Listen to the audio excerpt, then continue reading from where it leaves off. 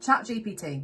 We all know it's completely taken over all of our lives, especially for work. I hate to admit that it's really useful and that I use it quite often. It might help with managing ADHD symptoms. Well, that's what we're going to figure out today.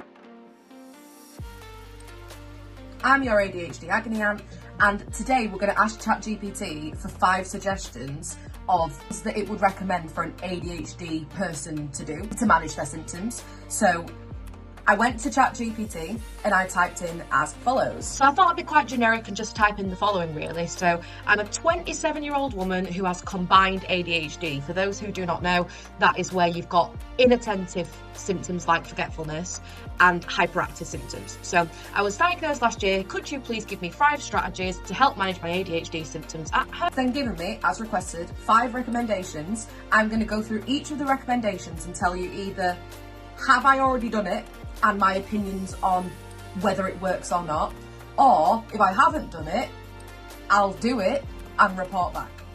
So tip number 1 is to externalise your memory. Here's the thing, right? I completely get why this would be a valid suggestion for someone with ADHD. So by externalising your memory, you're meaning that you're not relying on your brain to remember it. It means that you'd use a whiteboard. You already know I have more than one. It means you'd use a notes app. It means you'd use a reminders app. And post-it notes, for example, on your windows or on your doors. And it says that this helps by reducing the mental load so that you're not having to remember as much. But my dear, please listen. Post-it notes, your brain just learns to ignore them.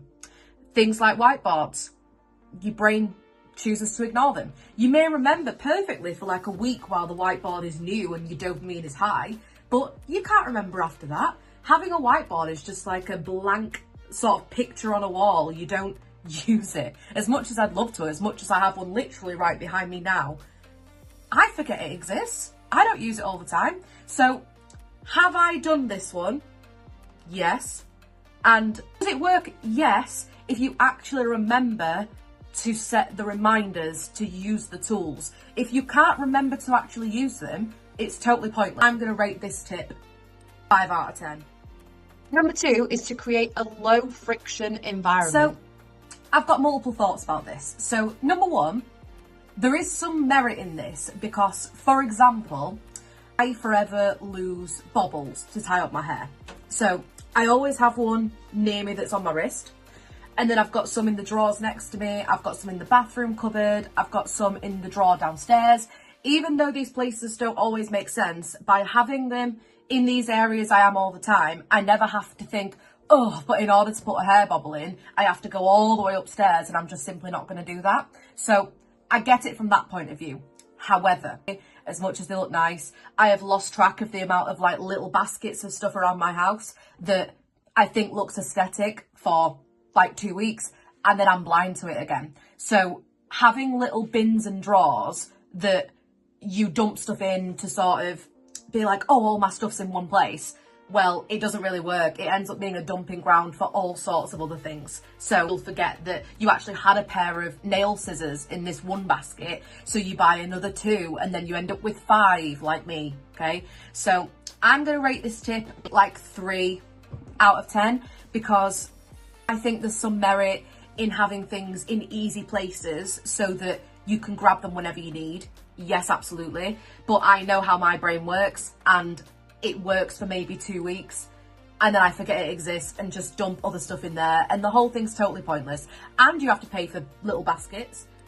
So number 3, we've got using time anchors instead of open-ended time, using timers and time tasks to existing routines. So I definitely think there's something in quite a lot of the things within this category. So number 1, using body doubling is absolutely fantastic.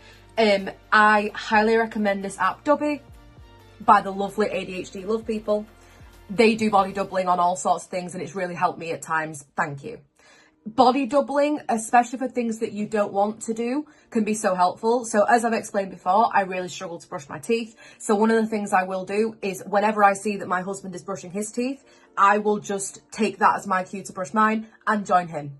The thing that I also do, of course, is use timers. So when I'm cleaning, I've explained in my book that when I'm cleaning, I just clean until one episode of the Louis Theroux podcast is done, or until one chapter of my audiobook is done. I don't listen to my own audiobook.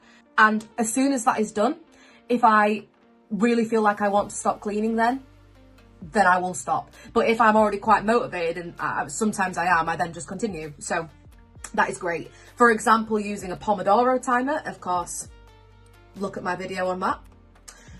Using a Pomodoro timer is great for revision and for things that you really don't want to get done but need to get done. Having periods of work where you're really focused and then periods of rest on a repeat of a few minutes at a time.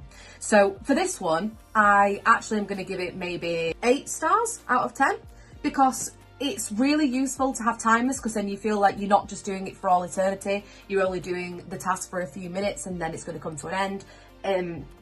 The only difficulty is if you actually remember to use a timer in the first place. If you are in a place of feeling quite overwhelmed, the thought of using a timer might not enter your brain. But in general, it's a pretty good strategy.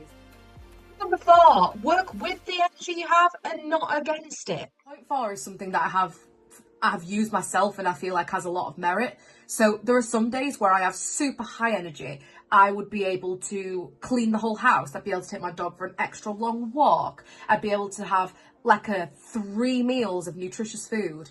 And then there are some days where simply changing out of pajamas into normal clothes is incredibly overwhelming. So by working with the energy you have and not forcing yourself, you're not ever pushing yourself to burnout, because trust me, not fun.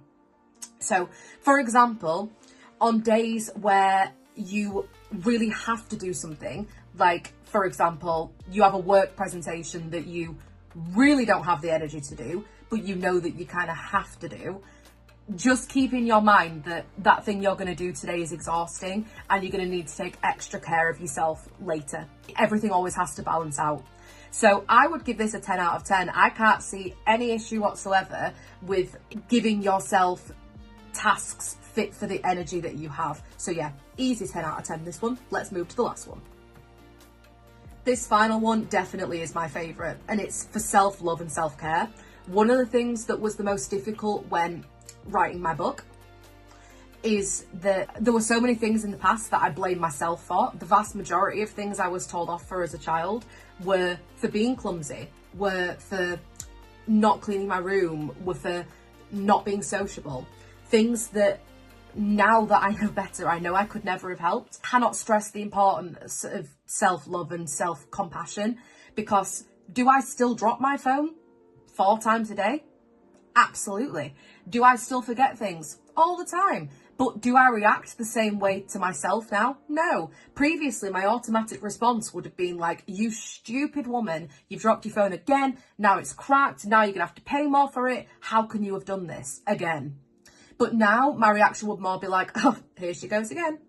Or like, oh, yep, another phone dropped. It's all good.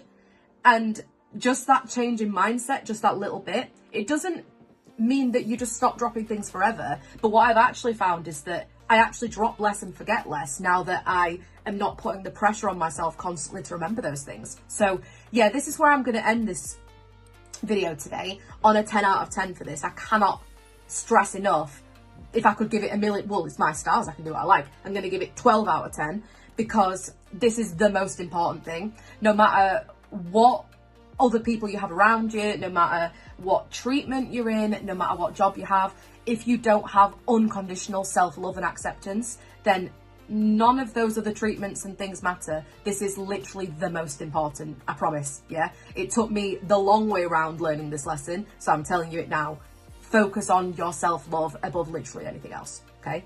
So if you want me to make a video of more strategies that I personally do find helpful, I don't think Chat GPT did a terrible job, but if you want strategies of things I do in my life, my real life, that I personally find helpful, please do drop comments below. I'd love to make a video for that if you'd find that helpful. And until next time, see you soon, guys. Bye.